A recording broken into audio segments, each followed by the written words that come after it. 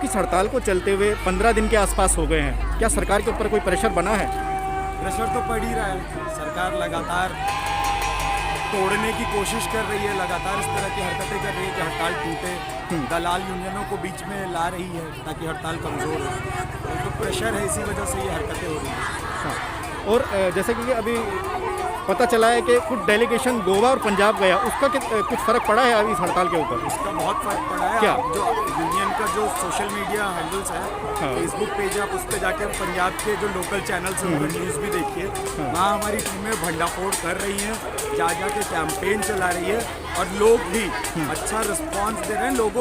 लोगों के बीच तो वहाँ जाके इन्होंने खूब झूठ बोला कि हमने आंगनबाड़ी महिलाओं का सैलरी डबल कर दी, जबकि सामने 58 दिन तक वहाँ पर बैठी थी महिलाएं और ये लगातार ये स्टेटमेंट दे रहे थे कि ये पैसे दे के लाई गई महिलाएं। हाँ। तो ये सारी असलियत हमारी वॉलंटियर की टीम वहाँ जाके खोल रही है और वहाँ लोग भी साथ आ रहे हैं। और सिर्फ उसके पंजाब और गोवा में जो चल रहा है उसके साथ साथ कल हमने दिल्ली में भी नाक में दम करो अभियान शुरू किया है, जो कि दिल्ली के जो आम आदमी पार्टी के अलग अलग रिप्रेजेंटेटिव हैं उनके ये जो पूरा चुनाव में अपनी गोटियां सेट करने में लगे हैं, उनका बहिष्कार बहने जाके कर रही हैं अलग अलग इलाकों में। अभी करीब 3 दिन पहले आपने खबरदार रैली भी की थी, वो मैंने ये देखा था कि वो शांतिपूर्वक निपट गई थी, लेकिन उसके बाद कुछ ऐसा सुनने में आया कि बेसिकली वो हुआ क्या था? प्रशासन मिलके हाँ। लगातार उन्होंने पहले तो सीधे हमला नहीं किया। हाँ। खबरदार रैली में जब हजारों की संख्या में महिलाएं थी, जब ये पूरी सड़क जो सिविल लाइन से लेके दिल्ली विश्वविद्यालय तक की सड़क है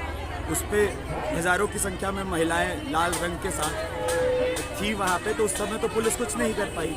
पर पीछे जब लोग चले गए, जब वॉलंटियर सामान समेट रहे थे और खाना वगैरह खा रहे थे, तब पुलिस ने आके वो हमला किया और उठा के ले गए हमारे 4 साथियों को।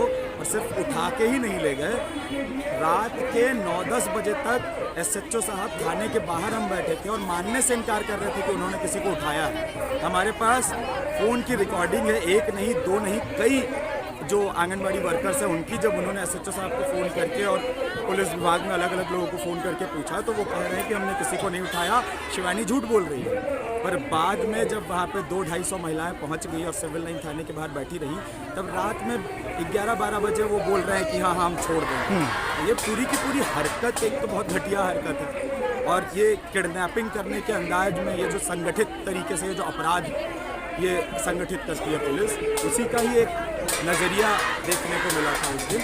और ये सारी की सारी चीज़ें हो ही इसलिए रही है क्योंकि हड़ताल के इससे अब केजरीवाल की भी फजीहत हो रही है और साथ साथ हमने ये भी घोषणा किया है कि ये जो बीजेपी यहाँ पे अपनी गोटियां सेट करने की कोशिश कर रही है कि आम आदमी पार्टी के खिलाफ है तो वो फ़ायदा ले जाए, हम वो भी नहीं होने देंगे। क्योंकि ये आंगनबाड़ी वर्कर्स और हेल्पर्स की लड़ाई केंद्र सरकार के खिलाफ भी है। मोदी जी ने 2018 में अनाउंस किया था बहुत 56 इंच का सीना चौड़ा करके कि 1500 और 750 बढ़ाएंगे। एक तो पहले वो इतनी बढ़ोतरी भी आज के टाइम में जब तेल 200 हो रहा है और पेट्रोल 100 हो रहा है, ये बढ़ोतरी भी मजाक है। पर फिर भी ये जो किया था वो भी 2018 से अभी तक नहीं आया और उसका एरियर ही जोड़े तो वर्कर्स के 60,000 70,000 और हेल्पर्स के 30-40 हज़ार रुपये बने।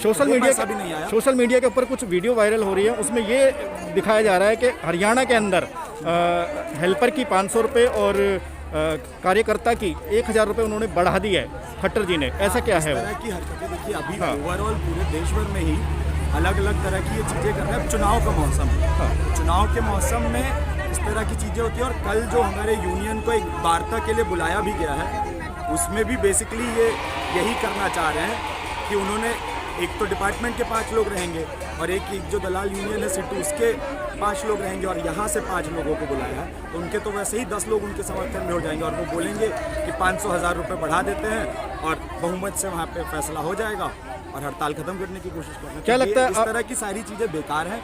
आज के जिस महंगाई की दर के हिसाब से आज ये 500,000 रुपये की कोई कीमत नहीं है। और कैसे अभी यहाँ इतनी सारी वर्कर्स आके आप उनसे बात करेंगे डायरेक्ट तो आपको ज़्यादा अच्छे से उनके घर के हालात पता चलेंगे किस तरह से 5-5 हज़ार रुपये के उससे, क्योंकि कई हेल्पर और वर्कर ऐसी हैं जिनके घर का पूरा स्ट्रक्चर ही इसी पे डिपेंडेंट है।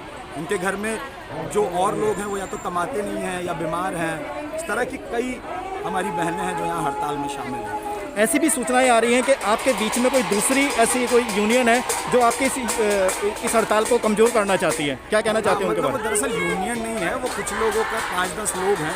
उन्होंने 11 तारीख को जब यहाँ पे हमने कॉल दिया था तो वो जो यूनियन है वो C2 से एफिलिएटेड है जी, जो कि लगातार ही यहाँ पे जो वर्कर्स राइट जो आंदोलन होते हैं उनको अंधी गलियों में ले जाके थकाने का, ख़त्म करने का काम करती रही है। और हमारी जो यूनियन जो एक रेडिकल तरीके से अपनी मांगों को लेकर समझौताहीन तरीके से, जो समझौता विहीन तरीके से लगातार लड़ रही है, उसको तोड़ने की कोशिश कर रहे हैं ये लोग लगातार।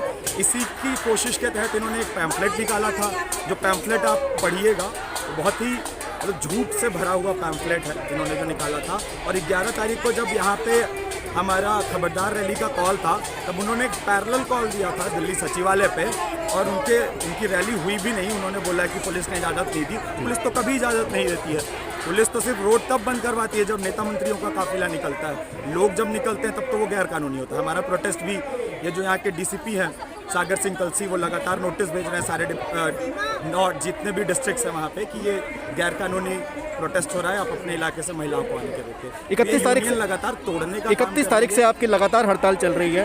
क्या सरकार की ओर से कोई ऐसा कोई पत्र वगैरह कुछ आया है आपके पास? पत्र आया है, हम आपको भेज देंगे, आप अपना नंबर दे दीजिएगा। वो पत्र और उसका जवाब हमने कल रात में भेजा है, वो हम आपको भेज देंगे। Thank you.